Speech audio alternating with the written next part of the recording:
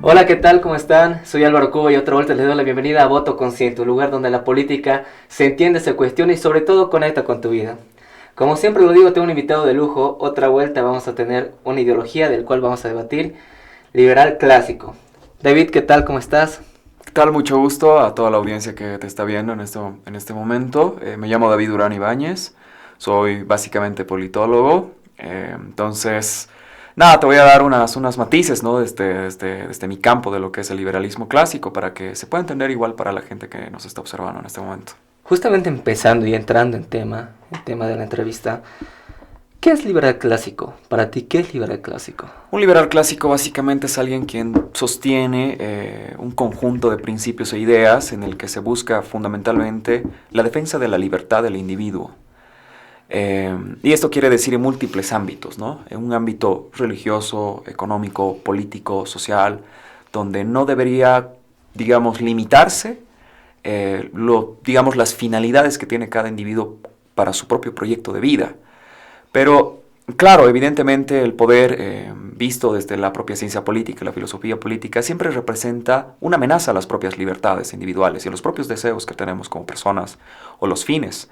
Entre esas libertades, por ejemplo, tenemos la libertad de expresión, o la libertad de locomoción, o la libertad de pensamiento, que yo creo que en el centro de todo el liberalismo clásico fundamentalmente está la libertad de pensamiento, ¿no? Y la libertad de expresión, que se van a ver materializados, ¿no? En los diferentes campos. Yo creo que lo podría definir de esa forma rápida. Por supuesto, hay muchos autores que tocan el liberalismo desde múltiples enfoques, pero siempre tienen divergencias entre propios autores, pero a grandes rasgos se podría definir así.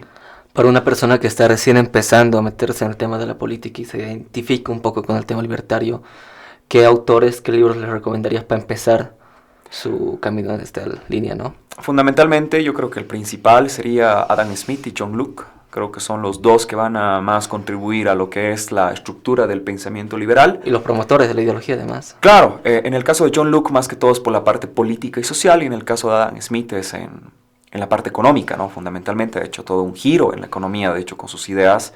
Él estas ideas lo va a representar en un libro que se llama La riqueza de las naciones. Es un libro largo, pero recomiendo verlo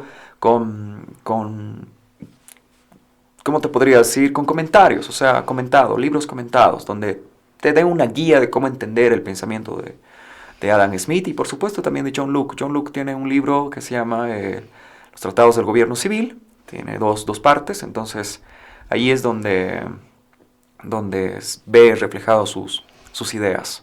Esos son los autores que te digo. Justamente, muy bueno. Entrando ahora sí en tema, entrando ahora a la entrevista, quiero empezar a exprimirte justamente en tu experticia. Y vamos a empezar hablando desde tu perspectiva, ¿cuál debería ser el rol del Estado, tanto en materia económica como en social del país?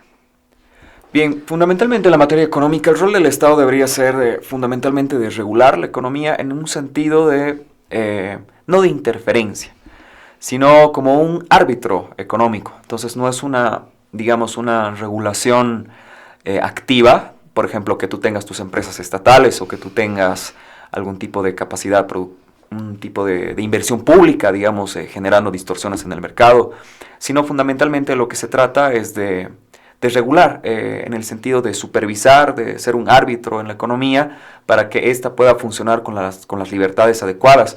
Porque dentro de lo que sostiene el liberalismo clásico es de que las economías pueden funcionar bien cuando no hay una interferencia. Por eso hacemos dos distinciones entre dos sistemas. Entre un sistema donde hay un control y un sistema de orden espontáneo. Es un término que se utiliza mucho dentro de los pensadores liberales clásicos. Bueno, no de los clásicos necesariamente, sino de los que van a venir posteriormente, donde la diferencia sustantiva es en que los órdenes dirigidos son lugares donde hay una planificación en la economía. Entonces, por ejemplo, los gobernantes, la política económica, se planifica para que la economía apunte hacia una finalidad en específico. Esta finalidad puede ser la que establezcan los políticos, pero también está esta otra posición del orden espontáneo, donde creemos de que la sociedad se autorregula y se autogestiona a sí misma, que no necesita tener una entidad que esté por delante dirigiendo y colocando fines a la propia sociedad, sino que la sociedad se puede autorregular. Esta capacidad de los sistemas, ya entrando un poco más en profundidad, tiene una, ¿cómo te podría decir? Tiene bastantes estudios. Baumeister, por ejemplo, es uno de los teóricos de los sistemas. Te habla de los sistemas autorregulados. Uno de los sistemas autorregulados, por ejemplo, que se encuentra en la naturaleza es la selección natural. La selección natural no está dirigida por nada. La selección natural es un proceso que se da de forma natural y orgánica y que se autorregula a sí misma. Entonces, en la sociedad se busca generar un tipo de sistema de estas características. Entonces, el Estado deja de tener esa presencia para dirigir la vida de las personas, que hay una capacidad para autorregularse. Esto es lo que llama Adam Smith justamente la mano invisible del mercado, lo que va generando ese orden espontáneo dentro del propio mercado, ¿no? Entonces, esa es la idea que se busca, restringir al Estado y que el mercado tenga sus competencias. Algo que, por ejemplo, se toma muy en cuenta y algo que lo que tú ahorita comentabas, que era, por ejemplo, que el mercado se autorregula, justamente, ¿no? En términos latinoamericanos, es más, creo que me atrevería a decir globales, con alto nivel de desigualdad. ¿Esta forma de hacer las cosas de la autorregulación o de mercado, crees que ayuda? Yo creo que sí, el problema de Latinoamérica es que ha habido una política muy corporativa. Desde las propias revoluciones, en las propias independencias que han existido en los diferentes países de Latinoamérica, las independencias han sido gestadas por ciertos grupos elitistas que han buscado destronar el poder de la corona y tener ellos el poder. Cuando revisamos la historia, por ejemplo, digamos, este cúmulo de, lo voy a llamar en estos términos burgueses, de una nueva clase criolla que se había enriquecido en la época colonial, había buscado tener más control y más poder, como una respuesta a lo que había significado las reformas borbónicas, que les habían quitado las libertades que tenían antes de 1780, no quiero equivocarme más o menos, antes de 1780 esta base criolla tenía ciertas características donde tenían más libertades para, por ejemplo, la acumulación de riquezas, para lo que es la negociación, el comercio, etcétera, etcétera. Y con las reformas borbónicas van a tener un control mucho más elevado, van a tener que pagar más impuestos, entonces va a haber una respuesta. Entonces esa respuesta se va a ver materializada próximamente en lo que son las independencias. Entonces se puede decir que lo que es el desarrollo de las propias independencias americanas siempre han sido controladas por una élite donde el Estado ha tenido una presencia ya. Entonces, este corporativismo es enemigo en realidad del liberalismo, porque el corporativismo busca justamente controlar el mercado, a veces a través del Estado, a veces te apoyas en el Estado para controlar el mercado. Tú tienes tus empresas y el Estado favorece a tus empresas, pero en ese sentido tú ya le estás dando una finalidad a la economía desde un ente que está regulando y que está interviniendo activamente. Entonces eso no significa los principios de este liberalismo clásico. En Latinoamérica se ha estructurado toda la política y toda la estructura de poder así, con sociedades corporativas, con empresas que han sido siempre beneficiadas por el Estado, cuando lo que se busca en el liberalismo clásico es justamente delimitar al Estado de esa interferencia y no favorecer a nadie. Tienen que tener las empresas las mismas reglas para todos, y no solo las mismas reglas, también tienen que tener las mismas condiciones ante la ley. Entonces eso quiere decir que no tienen que haber empresas favorecidas. Toda esta estructura se ha armado así en Latinoamérica y desde ahí podemos explicar perfectamente estas desigualdades. Hay muchos estudios de movilidad social, de cómo estas empresas han sido beneficiadas por el Estado, etcétera, etcétera, etcétera. Qué interesante, qué súper. A ver, en muchas partes que se ha aplicado el liberalismo, se toma en cuenta que, por ejemplo, la intervención del Estado no entra en ninguna de las partes de las áreas, en general. Por ejemplo, no entra ni en el mercado ni en las otras ramificaciones que tiene el Estado. Desde ese punto de vista, ¿no lo miras necesario, por ejemplo, un apoyo o una intervención del Estado en temas como salud, educación, medio ambiente o cosas por el estilo? Depende del área y depende también de los pensadores que te encuentres. Hay liberales clásicos, o bueno, liberales en general, que son un poco más neutros con esos temas, no se van a los extremos y dicen, sí, debería haber un apoyo, por ejemplo, en una educación universal. ¿Por qué? Porque la educación universal lo que te permite es que la mayoría de las personas estemos en igualdad de condiciones en el aspecto del conocimiento.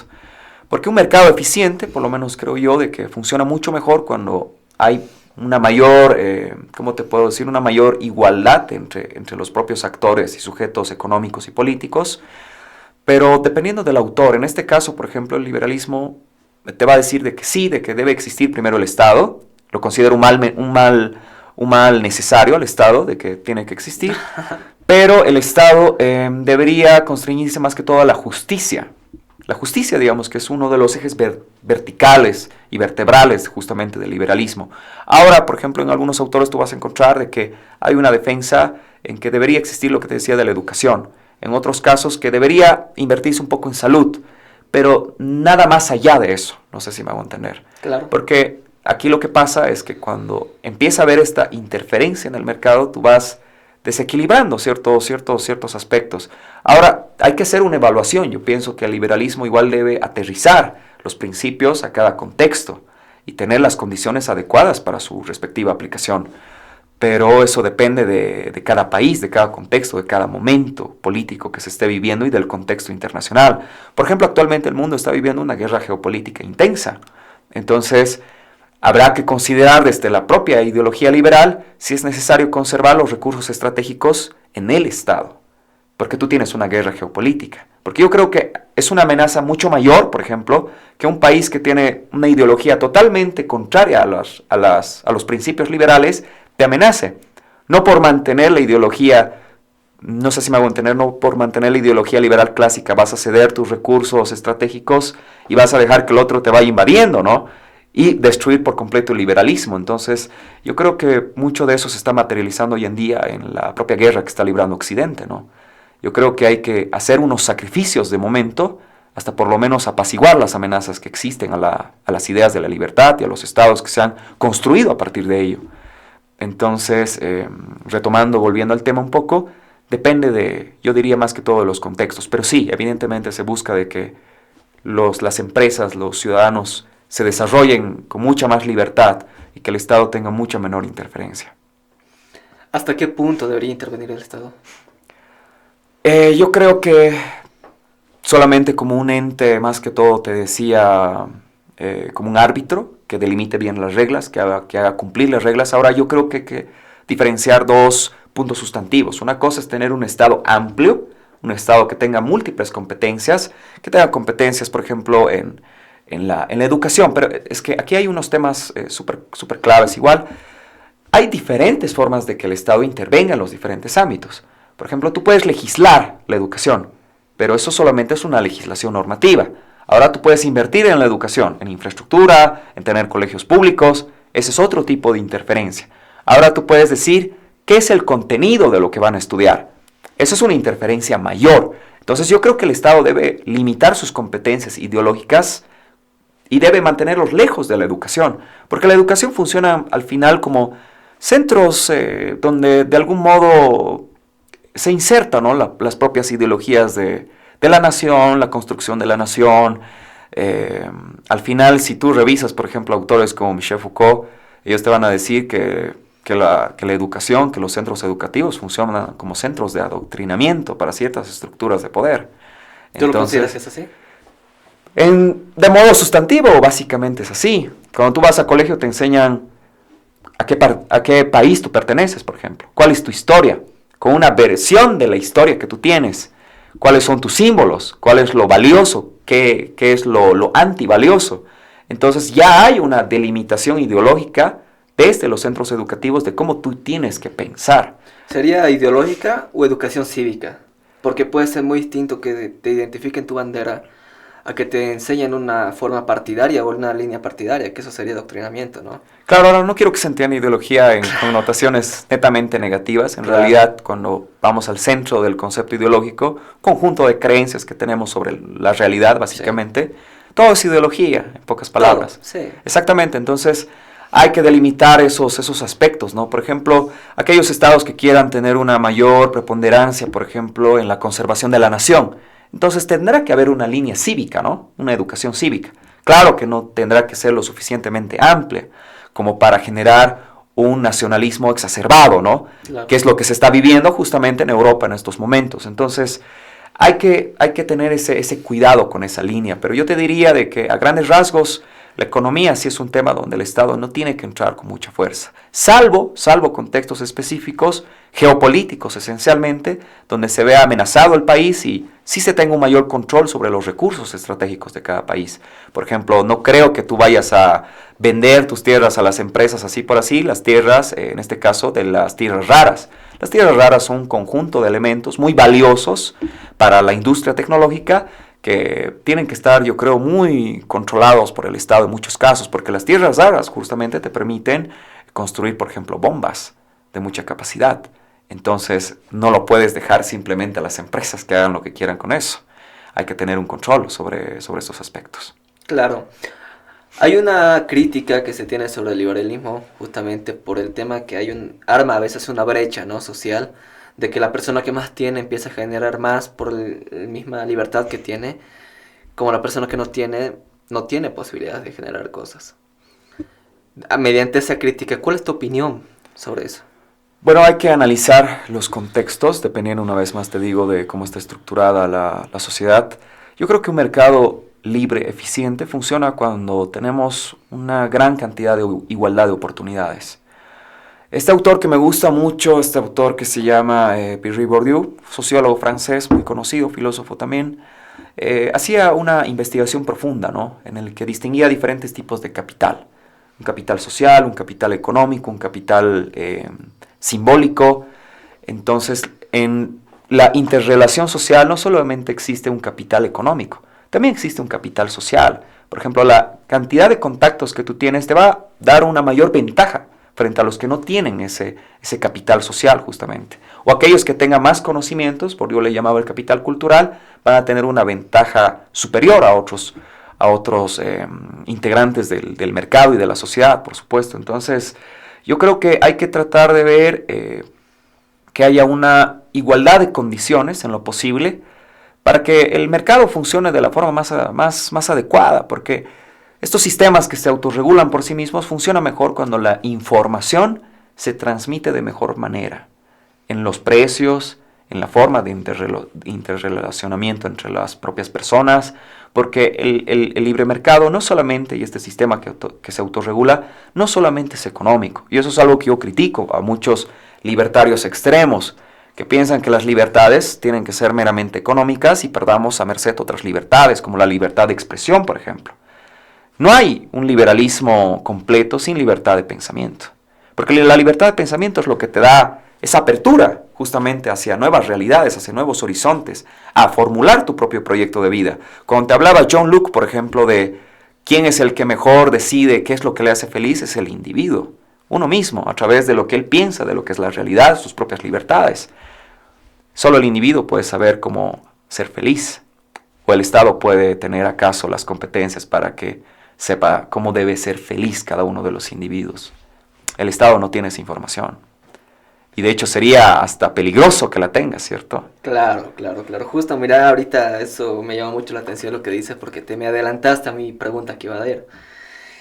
Te iba a preguntar, desde tu visión política, las políticas individuales, ¿cómo se equilibran con las políticas colectivas? Pero creo que ya lo estabas explicando, ¿no? Justamente de cómo se puede manejar esas cosas y lo peligroso que puede ser muchas veces la intervención del Estado, inclusive en personas individuales, ¿no? Claro, es lo que te decía, creo que no lo he podido desarrollar este tema. Una cosa es un Estado amplio, múltiples competencias, y otra cosa es un Estado fuerte, que haga respetar la ley y la norma. La igualdad ante la ley, que es lo que se busca dentro del liberalismo, a diferencia de otras igualdades. Por ejemplo, cuando tú estudias la teoría de la justicia de John Rawls, te encuentras ante un panorama diferente de cómo se entiende la igualdad y cómo debería funcionar la justicia. En este caso, Rawls te propone una justicia distributiva, otro tipo de justicia que luego va a desarrollarse en la justicia social. No sé si has escuchado en varios discursos la justicia social, que hay que buscar realzar a los grupos que han sido vulnerados. Eso ya es una participación activa en el mercado, por ejemplo, y en las competencias de la propia sociedad. Ahora yo creo que hay que hacer un análisis más minucioso, ¿no?, dentro de la propia administración pública, gestión pública. Y yo te digo, un criterio para delimitar justamente esas competencias políticas es la cantidad de legislación que tiene un Estado sobre los asuntos individuales. Por ejemplo, el Estado en este momento en Bolivia y en muchos otros países no legisla tu relación de cómo debe ser con tu relación con tu pareja, por ejemplo. Claro. No hay una normativa de cómo tú tienes que relacionarte con... Eso es un asunto individual. Sí. Pero el Estado cada vez empieza a tener más competencias. Entre esas competencias justamente está cómo tú te percibes. Ya hablando un poco de lo que es toda la teoría que se ha ido generando en base al género, ¿cierto? Entonces el Estado empieza a tener más interferencia en tu vida individual. O cómo tú deberías, por ejemplo, relacionarte en la educación. El Estado puede legislar cómo debe ser la educación y qué cosas se te deben enseñar. Pero eso ya es pues un atropello hacia las libertades individuales. Porque justamente en estas libertades que se regulan, justamente el centro político, podríamos decir que es parte del liberalismo, es la democracia.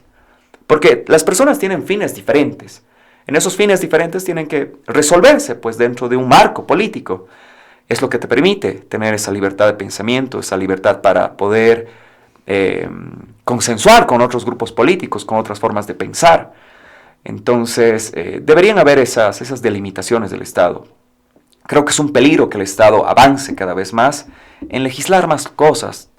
También está el tema de los datos, de cómo debemos administrar cada persona nuestros propios datos, o qué podemos decir y qué no podemos decir. Entonces hay que tener mucho cuidado con eso. Claro.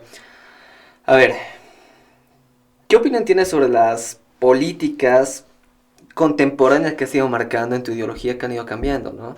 Justamente algo que se armaba y algo que se decía, que se relaciona mucho inclusive con el socialismo y comunismo, es el tema de que muchas veces dicen que el liberalismo no se aplicó. Sí. ¿Tú crees que es así? Yo creo que a grandes rasgos es así. Te voy a decir por qué. Porque una vez más, hay que estudiar la historia. La historia es clave para entender este proceso. Cuando se estructuran las repúblicas, los diferentes países en toda América tienen esta vertiente de la que te he hablado hace un momento. Una vertiente elitista, una vertiente donde se ha construido toda una estructura para mantener una estructura en el poder, y más bien las libertades en muchos espacios se han visto socavadas.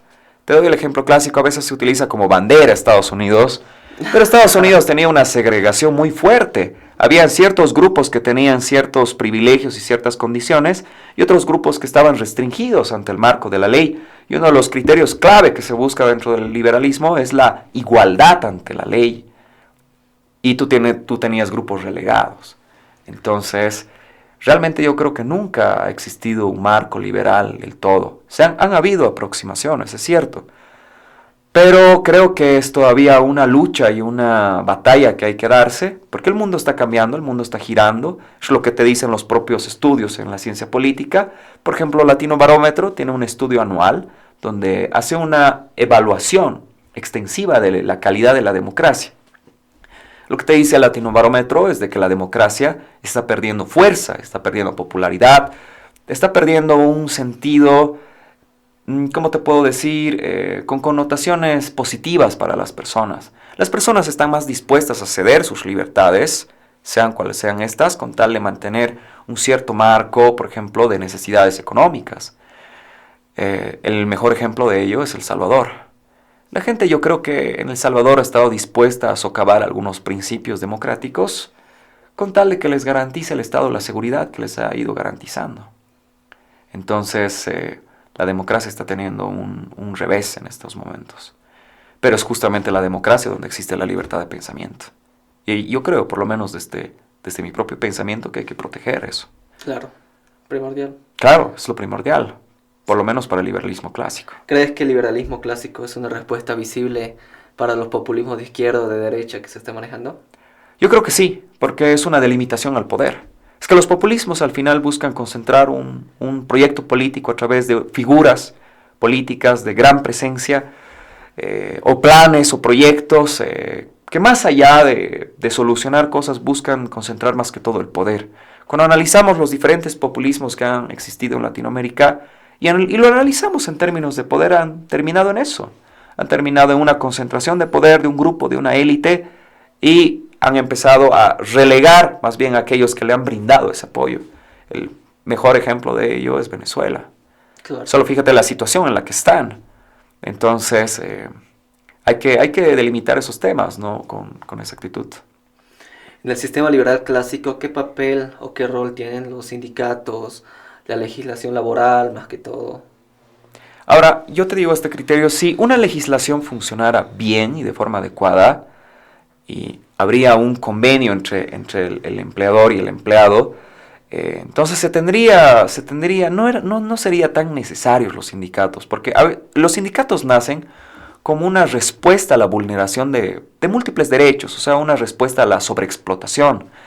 Muchos de ellos van a nacer especialmente en la Revolución Industrial, pero era una respuesta a los empresarios que querían que los trabajadores trabajen hasta que se mueran. Otro vez tema de contexto. Claro, pero los individuos en su libertad decidían eso, ¿no? Yo sé que aquí hay un problema justamente de capital cultural, llamémosle, de conocimientos. Si tú no tienes los conocimientos, por ejemplo, en tema de derechos, y tú sabes que hay que respetar ciertos marcos, tú en tu propia voluntad puedes puedes decidir con la persona que te contrata que te explote. Yo no estoy tan de acuerdo con eso. Creo que hay que tener ciertos marcos delimitados dentro de la ley, pero creo que los sindicatos no tienen que ganar esa fuerza que la tienen, porque al final es que es una ley de la política. Sé que en la política y en la sociedad hay buenas intenciones, desde el propio socialismo, comunismo, trotskismo, hay buenas intenciones, pero en la naturaleza humana, que es otro debate, igual si existe o no existe naturaleza, pero yo estoy más de acuerdo con que existe la naturaleza humana, que forma parte de nosotros. Existe un tema de poder y de la conservación del poder. Cuando Robert Michels, sociólogo, estudiaba los partidos políticos en Europa, él encuentra pues una ley, ¿no?, que le va a llamar la ley de hierro de las oligarquías. Esta ley de hierro básicamente te habla de que los grupos tienden a concentrarse en una élite y a cerrarse en una élite política.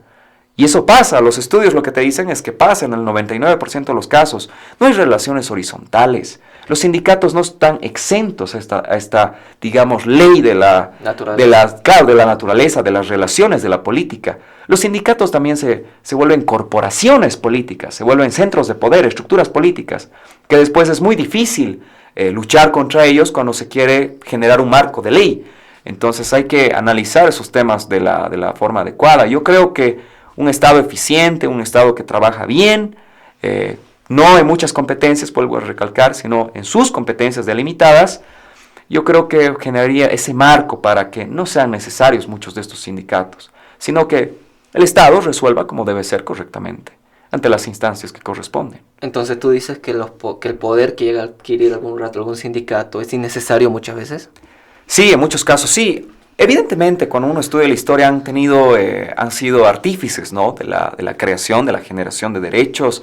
Por ejemplo, el propio Día del Trabajador es parte de esa lucha, justamente. No quiero desmeritar todo el trabajo que se ha hecho desde los sindicatos. Pero creo que a veces las organizaciones políticas evolucionan hacia una conservación de las propias organizaciones y del propio poder. Ya no son solamente un tema contextual. Por ejemplo, cuando este autor, Charles Tilly, estudia los movimientos sociales, te habla de que son movimientos efímeros, de que duran para un momento y para una situación en concreto. Pero cuando el movimiento social, ese cambio que se quiere generar en la realidad, quiere perpetuarse, empieza a evolucionar y empieza a tener una conducción política. Ya no hemos dejado de lado cambiar solamente la realidad para un caso en concreto, ahora queremos permanecer en el poder por un tiempo indeterminado. Que es lo que ha terminado existiendo aquí en Bolivia, por ejemplo, con muchas organizaciones sociales y movimientos sociales. Claro, ha sido complicado. Es como en algún momento algún personaje político lo mencionaba como la dictadura sindical, ¿no? Exactamente.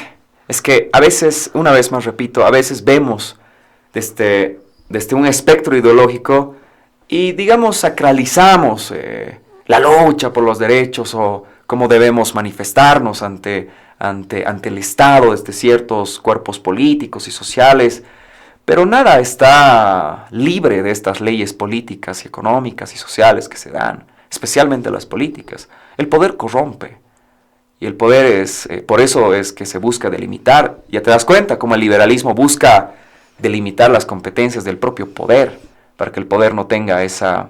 Es que el poder tiene una naturaleza, el poder siempre busca replicarse. Si el poder no tiene un contrapeso, el poder avanza, y el poder avanza sobre las personas. Entonces hay que tener mucho cuidado con estos temas, ¿no?, para ver qué tanto poder pueden ganar los sindicatos o las propias organizaciones sociales. Aunque aquí también yo creo que hay que hacer una diferencia interesante, que estos cuerpos estructurados políticos pueden ser de ambas vertientes, de izquierda o de derecha. Claro. Los conservadores, por ejemplo, también tienen sus grupos y estructuras políticas. Entonces, pero los conservadores son otro tema, ¿no? Los conservadores buscan... No, dale. No, los conservadores buscan preservar ciertas estructuras sociales, tradiciones, costumbres, ciertos valores que han funcionado. Cuando tú lo estudias a Edmund Burke, por ejemplo, Burke te dice que se busca conservar lo que ha funcionado. Una de esas tradiciones, por ejemplo, es la familia. La familia es un tipo de organización, podríamos tener otro tipo de organización perfectamente. Pero lo que busca el conservadurismo es proteger eso.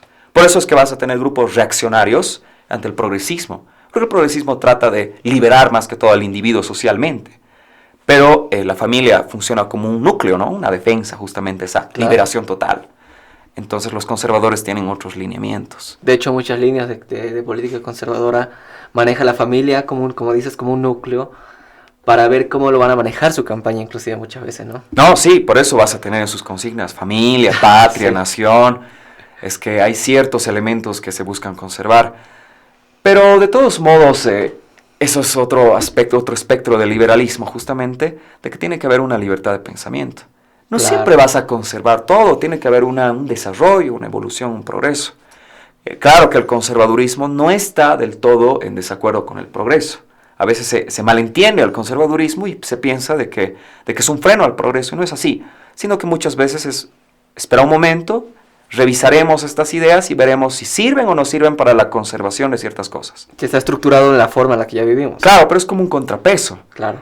Pero en el liberalismo somos, digamos, un poco más arriesgados con ciertas libertades sociales. Por eso tú vas a encontrar algunos libertarios específicamente, que van a estar a favor, por ejemplo, del consumo de drogas. Un tema que puede sonar súper tabú, ¿no? Para la sociedad boliviana. ¿Cómo así las personas van a consumir marihuana o otro tipo de sustancias? Creo que en este tiempo ya no tanto, ¿no? Ya no tanto tabú. Claro, pero todavía tienes esos grupos, más que todo religiosos, conservadores, de ciertas estructuras que se oponen férreamente. De hecho, los propios movimientos indígenas, campesinos en Bolivia son conservadores. ¿Tú crees? Claro, completamente. Buscan conservar su propia cultura. Sí. No buscan generar una disrupción en su cultura, buscan conservarla. El hecho de que sean conservadores hace que sean justamente eso, ¿no? Conservar su cultura ya los vuelve conservadores. Ni ellos mismos lo saben, pero lo son. Qué interesante, qué interesante. Ya para ir cerrando justamente esta parte de la entrevista, te voy a dejar la cámara para que les expliques a toda la gente que nos está viendo por qué darle una oportunidad al liberal clásico. Yo le hablaría a las personas fundamentalmente por la libertad de pensamiento. La libertad de pensamiento, a partir del Renacimiento, cuando empieza a existir esta etapa de secularización, donde empezamos a distinguir la religión del Estado y las competencias de la propia religión, empezamos a tener un desarrollo fuerte en temas políticos, económicos, sociales, tecnológicos. El boom tecnológico, el boom de la revolución industrial, se da gracias a las ideas libres. Si tú te fijas, por ejemplo, todas las estructuras políticas existentes en Europa, en la etapa de la revolución industrial, el liberalismo ya había hecho su paso. Y da lugar justamente a que los individuos, tú como individuo, puedas decidir qué es lo que te hace a ti feliz, puedas decidir tu proyecto de vida, puedas decidir tú los propios proyectos que tienes con la propia sociedad. Estos pueden ser proyectos altruistas, no se niega desde el liberalismo de que tú no puedas ayudar a la sociedad. Tú puedes construir tu empresa y después, una vez acumulada la riqueza, en tu libertad decidir ayudar a las personas. Entonces yo creo que el liberalismo te da ese gran marco, ¿no? El liberalismo clásico, las ideas de la libertad y las ideas fundamentalmente de la libertad de pensamiento, de poder decidir, de poder tú saber cómo hacer tu vida, del reconocimiento de que tú decides, de que alguien no tiene que decidir por ti. Evidentemente deben haber ciertos límites y esos límites son el Estado, porque el Estado permite la convivencia y el orden social. Por eso en el liberalismo se entiende de que debe existir el Estado, no se entiende de su anulación, excepto en liberalismos más extremos, digamos, como el anarcocapitalismo, por ejemplo, o el propio anarquismo, pero ya tienen otras connotaciones. Pero le invitaría a la gente a defender la libertad de pensamiento. La libertad de pensamiento ha sido la que nos ha llevado hasta este punto de desarrollo tecnológico y hay que defenderlo. Y la libertad de pensamiento, aparte, defiende la democracia. Defiende que tú puedes pelear tus ideas en un centro político con otras, sin que este centro político desaparezca. Imagínate que un día exista un cuerpo rígido donde tú no puedas pelear las propias cosas que tú piensas de la realidad política y social. eso ya sería un autoritarismo o incluso un totalitarismo. Entonces, yo creo que hay que defender las ideas de la libertad sobre todo. Muchas gracias por haber aceptado la invitación, David. Él ha sido David Ibáñez y bueno, esto es Voto Consciente.